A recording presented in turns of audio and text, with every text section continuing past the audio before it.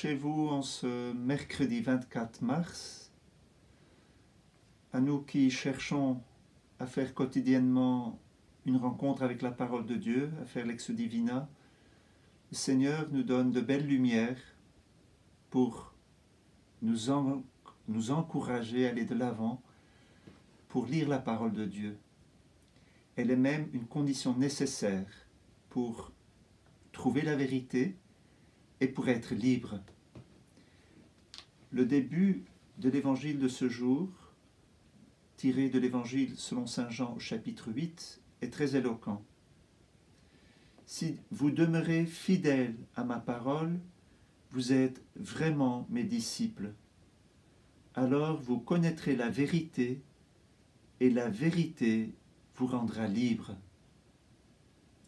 Cela fait fortement écho à une parole que nous entendrons pendant la Semaine Sainte, quand Jésus se trouvera face à Pilate. Pilate dira, « Mais qu'est-ce que la vérité ?»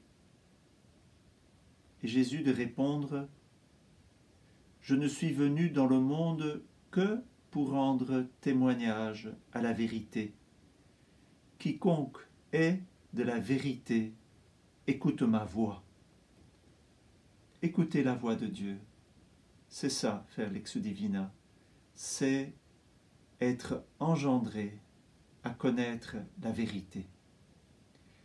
C'est ainsi que Jésus aura à combattre ses opposants encore aujourd'hui sur la question de la vérité et en particulier sur la question de la paternité.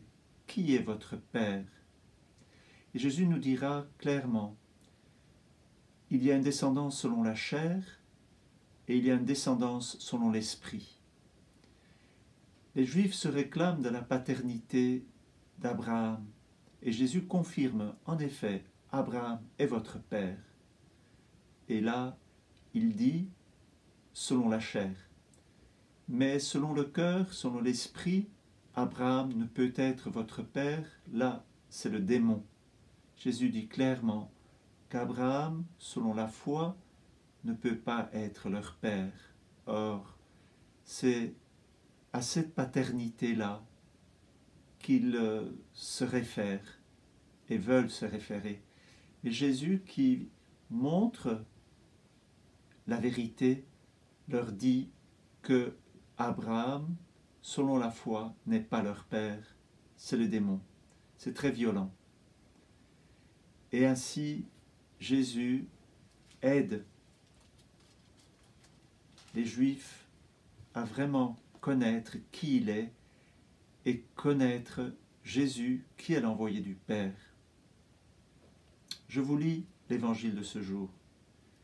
Jésus disait à ces Juifs qui maintenant croyaient en lui, « Si vous demeurez fidèles à ma parole, vous êtes vraiment mes disciples, alors vous connaîtrez la vérité, et la vérité vous rendra libre. » Je dis encore ici que la vérité et la liberté sont finalement des valeurs que nous recherchons et qui sont peut-être le plus aussi menacé. Parce que celui qui fait la vérité ou cherche la vérité, c'est en général celui qui finit comme Jean le Baptiste. On lui coupe la tête. Chercher la vérité dans notre monde, ce n'est pas évident du tout. Et c'est pour ça que faire l'ex divina, rester accroché aux paroles de Jésus, ce n'est pas un exercice facile, mais un exercice absolument nécessaire pour faire face aux idéologies, pour devenir libre. Si vous demeurez fidèles à ma parole, vous êtes vraiment mes disciples, alors vous connaîtrez la vérité et la vérité vous rendra libre. Ils lui répliquèrent, « Nous sommes les descendants d'Abraham et nous n'avons jamais été esclaves de personne. Comment peux-tu dire, vous deviendrez libres ?» Jésus leur répondit, « Amen, amen, je vous le dis, tout homme qui commet le péché est esclave du péché. L'esclave ne demeure pas pour toujours dans la maison. Le Fils, lui, y demeure pour toujours. Donc, si c'est le Fils qui vous rend libre, vous serez vraiment libre. Je sais bien que vous êtes les descendants d'Abraham, et pourtant vous cherchez à me faire mourir, parce que ma parole n'a pas de prise sur vous. Je dis ce que moi, j'ai vu auprès de mon Père, et vous, vous faites ce que vous avez entendu chez votre Père. Ils répliquèrent, notre Père, c'est Abraham. Jésus leur dit, si vous êtes les enfants d'Abraham, vous devriez agir comme Abraham. Et en fait, vous cherchez à me faire mourir, moi qui vous ai dit la vérité que j'ai entendue de Dieu. Abraham n'a pas agi ainsi, mais vous agissez comme votre père. Ils lui dirent, nous ne sommes pas nés de la prostitution, nous ne sommes pas des enfants illégitimes. Nous n'avons qu'un seul Père, qui est Dieu. Jésus leur dit, si Dieu était votre Père, vous m'aimeriez, car moi, c'est de Dieu que je suis sorti et que je viens. Je ne suis pas venu de moi-même, c'est lui qui m'a envoyé.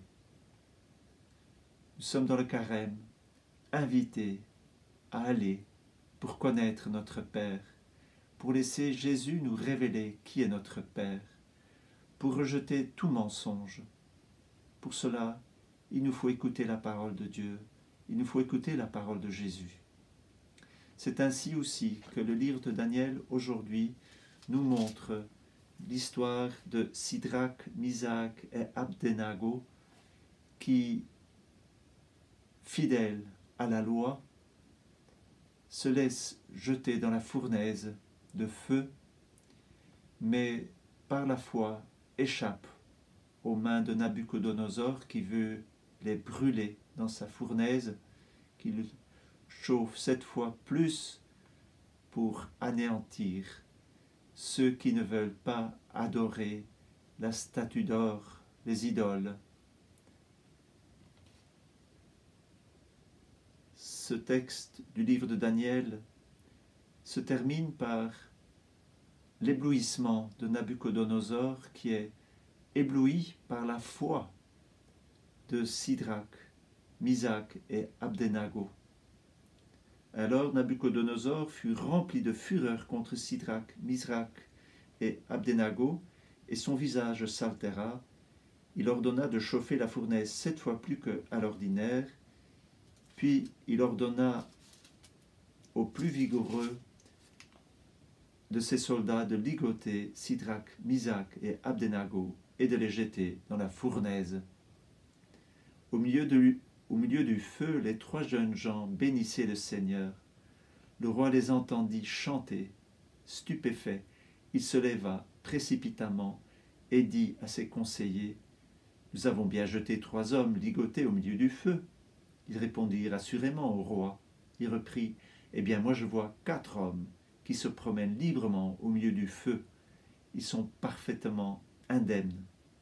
Et le 4e ressemble à un être divin. » Et il s'écria, « Béni soit le Dieu de Sidrac, Misac et Abdenago, qui a envoyé son ange et délivré ses serviteurs.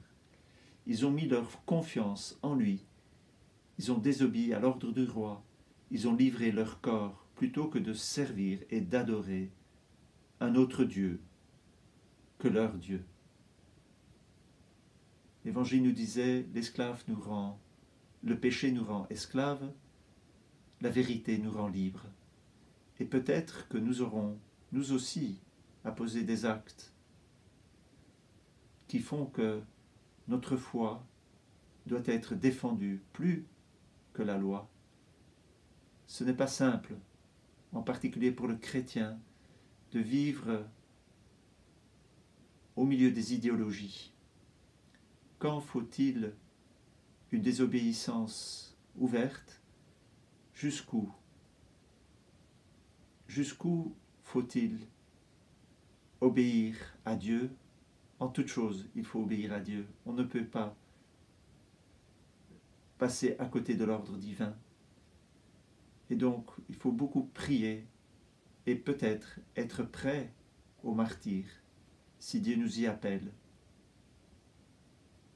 Bonne journée, à demain.